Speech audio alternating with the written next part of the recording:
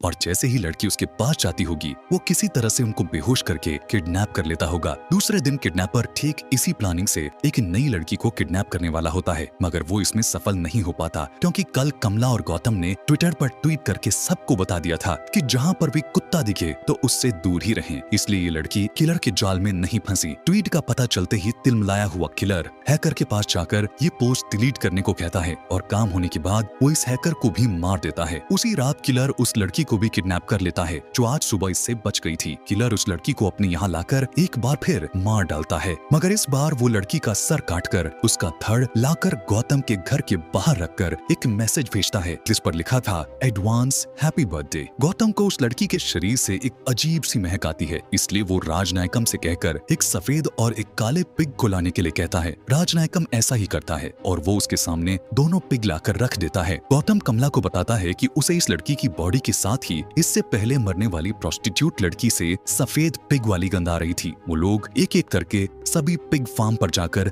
खोजबीन करने लगते हैं, मगर कोई भी पिग फार्म में उनको ऐसा यंग मालिक दिखाई नहीं देता जो किलर के हुलिये के साथ मैच होता हो। इसी दौरान मुथु को ये बात पता चल जाती है कि गौतम और उसकी टीम पिग फार्म जाकर पूछताछ कर रहे हैं क्योंकि मुथु ने एक आदमी को गौतम के पीछे लगा रखा था। मुथु ऐसे ही एक पिग फार्म पर जाता है और इत्तेफाक से एक फार्म का मालिक वही किलर होता है जिसे ये अभी तक खोज रहे थे। पुलिस को अपने यहाँ देख किलर घबरा जाता है और पुलिस वाले को इंजेक्शन लगाकर बेहोश कर देता है। इसके बाद हम पुलिस वाले को उसके कमरे में बंद देखते हैं जिसमें किलर अपने सभी कारनामों को अंजाम दिया करता था। जब वो किलर वहाँ पर नहीं होता, दामिनी उसको होश में लाकर उसे यहाँ से भागने को कहती है, लेकिन मुथु कहता है कि मुझसे नहीं हो पाएगा। थोड़ी देर में वो साइको किलर मुथु के पास आकर उसे भी मार डालता है। इसी तरह सभी पिग फार्म की जांच करने पर गौतम और उसकी टीम के हाथ कोई सबूत नहीं लगता, लेकिन कमला को पूरा भरोसा था कि किलर इन्हीं में से किसी एक पिग फार्म में मौजूद होगा। नतीजे ना मिलने पर बेचारा गौतम काफी दुखी होता है और फैसला करता है कि आज रात वो घर पर अकेला रहेगा। थोड़ी देर बाद साइको किलर की गाड़ी वहाँ आ जाती है। गौतम समझ जाता है कि ये किलर की गाड़ी है,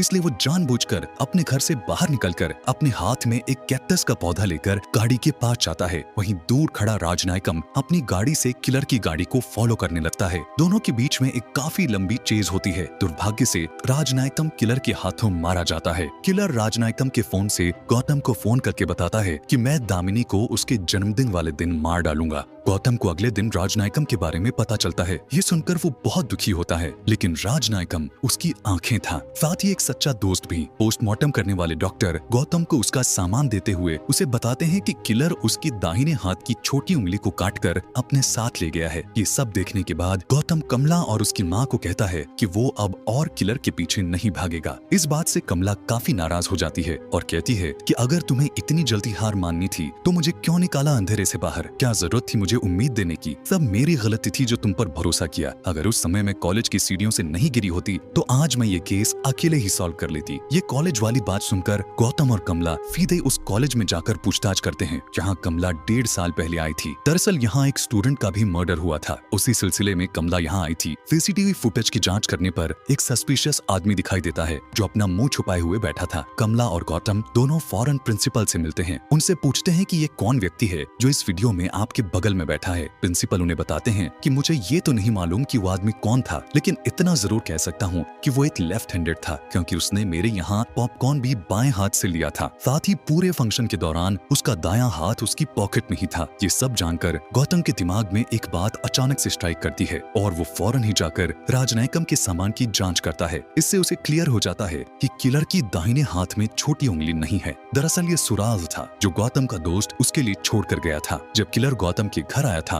तभी गौतम ने उसकी गाड़ी का माप ले लिया था। इसी की मदद से वो अलग अलग कार बनाने वाली कंपनियों में पूछताछ करता है और आखिरकार उन्हें सफलता मिल जाती है। एक कार कंपनी वाला बताता है कि ठीक आपके बताए अनुसार अंगुलीमाल नाम का एक आदमी है जिसके नाम एक होटल है और एक पिग फार्म भी है। किलर का पता कर कमला और गौतम उसी पिग फार्म पर जाते हैं, मगर वहाँ उन्हें पता चलता है कि अंगुलीमाल अभी बाहर गया है। इसी मौके का फायदा उठाकर गौतम उसके ऑफिस की छानबीन करने लगता है। इसी खोज पड़ताल में गौतम को एक मैप मिलता है जो लाकर वो कमला को दिखाता है। यहाँ से सीन शिफ्ट होता है और हम एक बार फिर दामिनी को देखते हैं इस बंद कोठरी में। दामिनी को एक औरत दिखती है जो कई सालों से यहाँ कैद है। दामिनी के पूछने पर वो बताती है कि मेरा नाम रेचल है। रेचल अंगुलीमाल की टीचर थी। अंगुलीमाल एक अनाथालय में बड़ा हुआ था। बचपन में रेचल ने किलर को सजा दी थी। उसी का बदला अंगुलीमाल आज उससे ले रहा है। दूसरी तरफ कमला मैप पर माचिस की तीलियां लगाकर गौतम के लिए मैप को समझने में आसान बना देती है। गौतम भी उंगलियों के सहारे मैप को याद कर लेता है। गौतम और कमला ठान लेते हैं कि ये दोनों जाकर दामिनी को वहाँ से छुड़ा लेंगे। कमला दिशा बताती है और गौतम ड्राइविंग करता है। अंगुलीमाल दामिनी को एक जगह लाकर एक कुर्सी पर बैठा देता है और उसके सामने उसकी टीचर रेचल भी होती है। असल में अंगुलीमाल के बचपन में जो घटना हुई थी उसको रिक्रिएट करता है। उसकी टीचर रेचल ने उसे बचपन में मास्टरबेट करने के लिए सजा दी थी। उस दिन टीचर रोज उसे 60 बार मारा करती थी। अंगुलीमाल अपने टीचर के सामने गिड़गिड़ाने लगता है कि टीचर मुझे माफ कर दो, मुझसे गलती हो गई। इस ड्रामे के बाद अंगुलीमाल अब दामिनी को मारने की तैयारी कर रहा था कि तभी दामिनी उससे सवाल पूछती है कि जो पुलिस वाले की डेड बॉडी पड़ी थी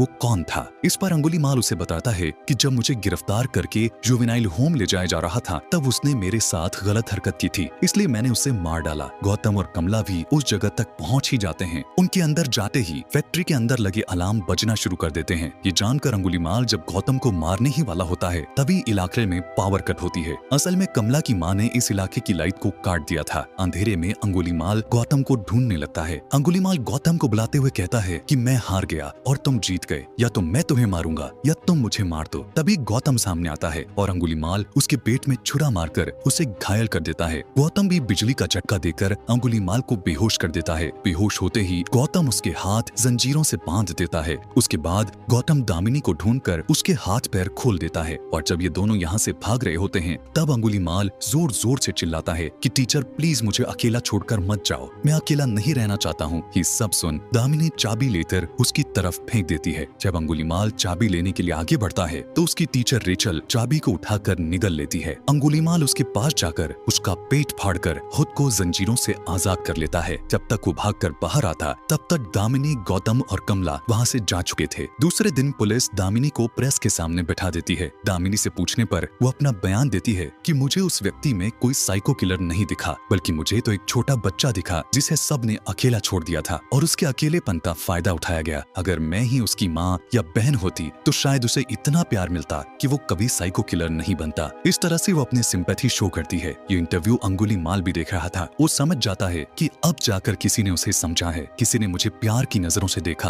अपनी गलती और हार मानकर अंगुलीमाल एक पहाड़ से कूदकर अपनी जान दे देता है। इसी के साथ ये कहानी यहीं पर खत्म हो जाती है।